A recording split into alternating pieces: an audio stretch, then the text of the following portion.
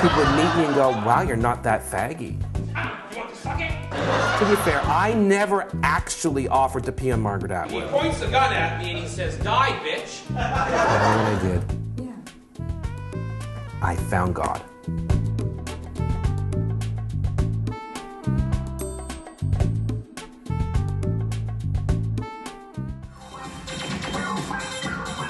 Bonsoir, everyone.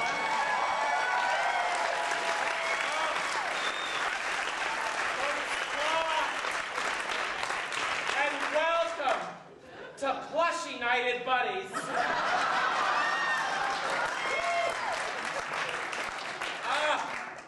How do I look? Sexy? I must admit, it's just not working for me. We should have stopped at rubber. I'm Elvira Kurt, a stand-up comedian with lesbian tendencies. And I'm going to be spending some time with Scott Thompson, who is universally known as the best-looking. There we go. That's what I was waiting for. Kids in the Hall.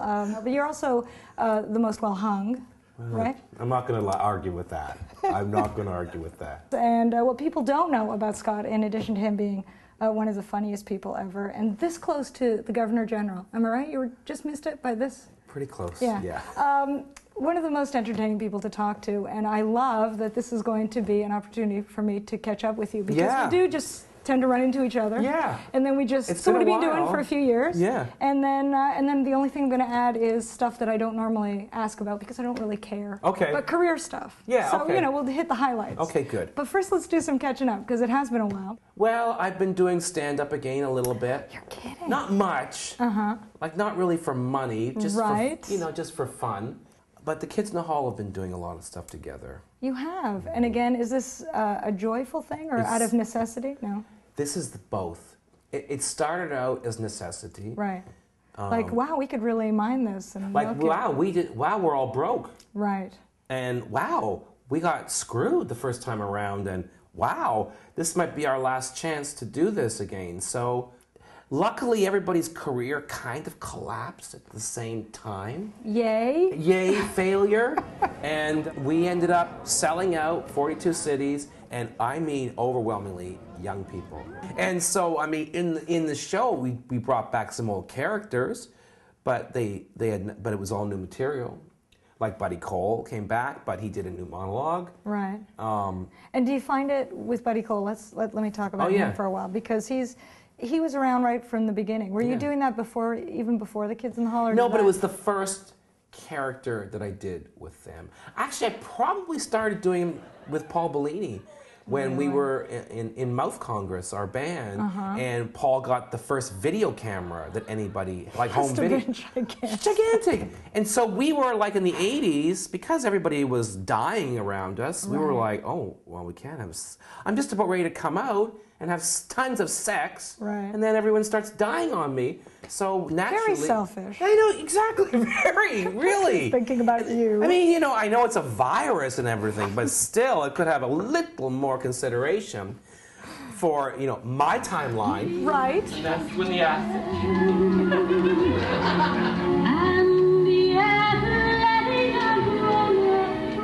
The next thing I remember, it's flying at the Queen, screaming, "You're not singing! Who cares?"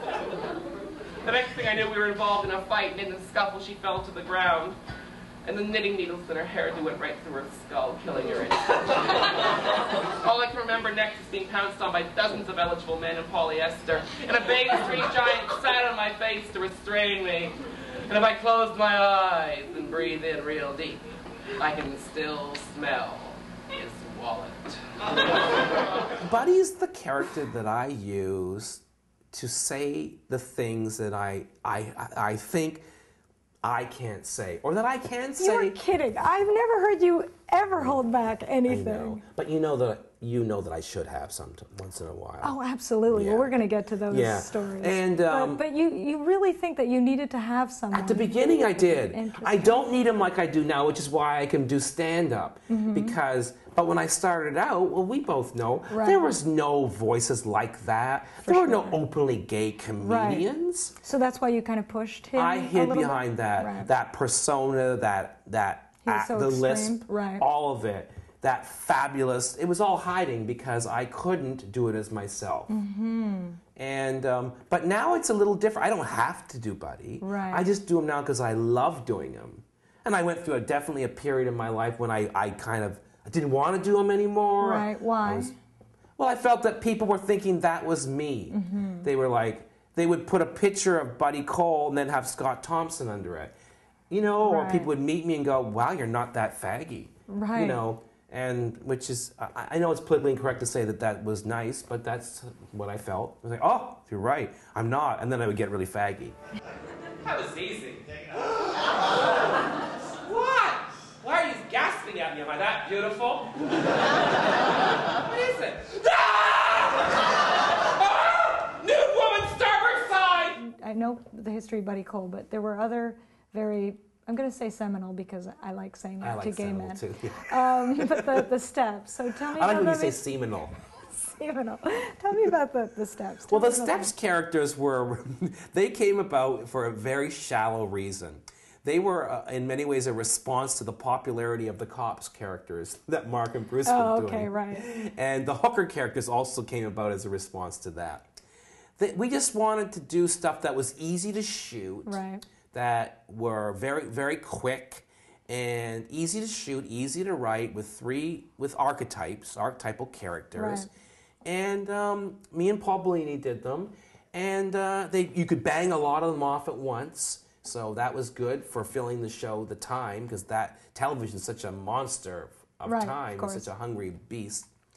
And we took the three. There was Kevin as the really politically correct activist who was sincere about everything.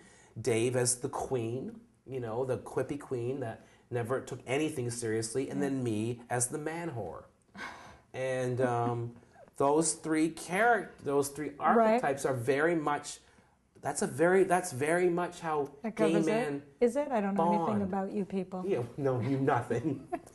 And they just became, and it was also an homage to the Second Cup, right, which was seminal at the time, and seminal? It was where the whole community, and in those days the gay community was not like it is today. It's true. There was one really, right, and there was a ghetto, and it was a place of safety. Right.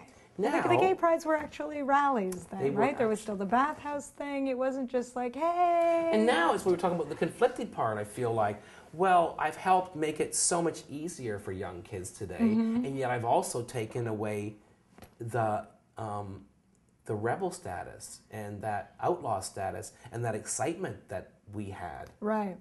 And it's like Buddy Cole has a line going, "Hello, freedom, goodbye, Oscar Wilde."